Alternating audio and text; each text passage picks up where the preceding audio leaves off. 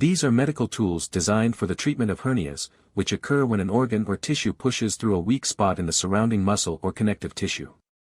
The repair devices used are meshes. These are medical devices used to repair hernias.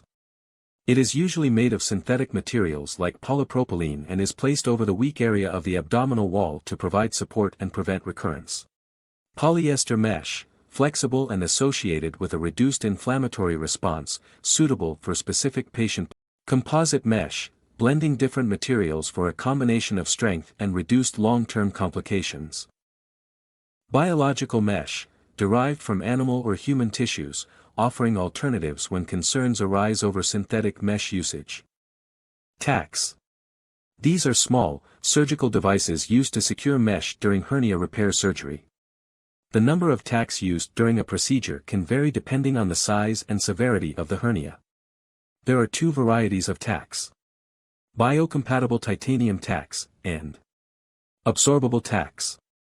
Hernia suturing devices are used to secure and close hernias during surgery. They are used for suturing the mesh or tissue, reducing the risk of recurrence.